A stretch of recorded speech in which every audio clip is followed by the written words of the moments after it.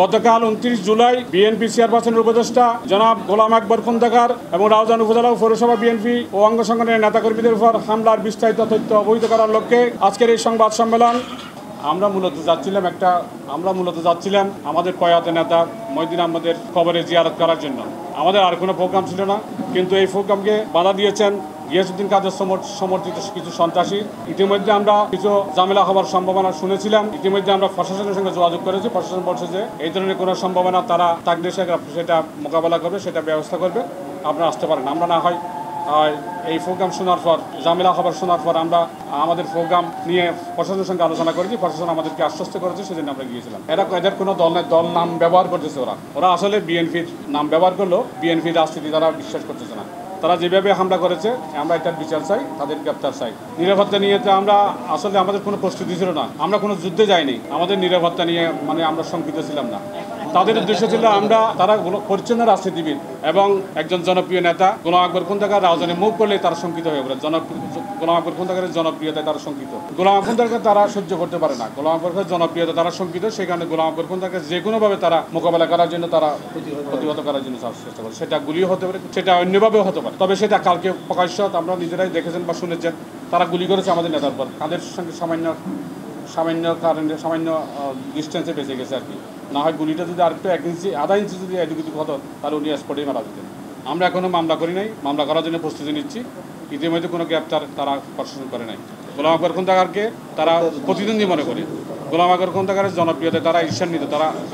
সেই জন্য তারা যে গোলাম আকবর খন্দকারকে যে কোনোভাবে মোকাবেলা করতে চায়। আসলে বিএনপির নাম ব্যবহার করে অনেকে এখানে জায়গা দখল, জমি দখল, বালুর মহাল দখল, বিভিন্ন চাঁদাবাজি করতেছে। এরা বিএনপির নাম ব্যবহার করে করতেছে। কিন্তু ঘটনা হচ্ছে, যারা মারা গেছে, যারা মারছে, তারা আসলে সবাই ওই সন্ত্রাসী। তাদের কোনো দল বল আমি আছে মনে করি না। সন্ত্রাসীদের কোনো দল নেই। প্রশাসনকে নিরপেক্ষভাবে কাজ করার জন্য আমরা উৎসাহিত করব। প্রশাসন যদি নিরপেক্ষভাবে কাজ করে, তাহলে এই সমস্ত সন্ত্রাস মোকাবেলা করার তেমন কিছু নয়। আমরা পাল্টা হামলায় বিশ্বাস করি না। কালকের ঘটনা দেখছেন, আমাদের একটা লাঠিও ছিল না, একটা ফাতর মারবো সেটাও ছিল না। কিন্তু ওরা সম্পূর্ণ প্রস্তুতি, অস্ত্র নিয়ে সম্পূর্ণ প্রস্তুত ছিল। আমরা কালকে নিরীহ লোকের মধ্যে দাঁড়িয়েছিলাম। আমরা কোনো কিছু প্রতিবাদ করি না, করতে পারিও নাই। আমরা আসলে পরিচ্ছন্ন রাজনীতি বিশেষ করে আমাদের গোলাম আকবর খন্দকার সবসময় আমাদের নেতাকর্মীদের প্রতি যে নির্দেশনা আছে, সেটা হচ্ছে অস্ত্রবাজি চলবে না, চাঁদাবাজি চলবে না। চাঁদাবাজি চললে তার বিরুদ্ধে আমরা দলীয়ভাবে এবং প্রশাসনিকভাবে আমরা পদক্ষেপ নেওয়ার জন্য তিনি আমাদেরকে নির্দেশ দিয়ে দিয়েছেন।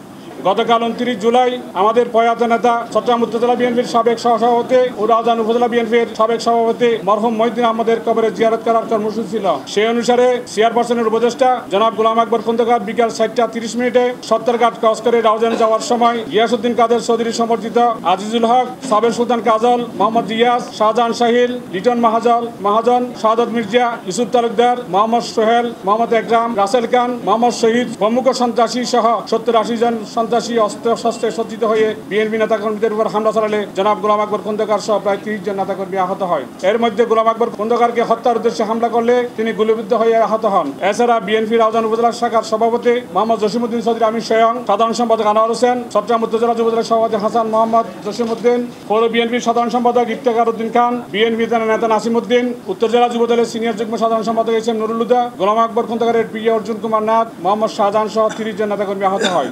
এই সময় গোলাম আকবর খন্দকারের ব্যবহৃত পাজেরো জিপ ব্যাপক ভাঙচুর করা হয়। 9-10টি মোটরসাইকেল পুড়িয়ে দেওয়া হয় এবং 20টি মোটরসাইকেল নিয়ে যাওয়া হয়।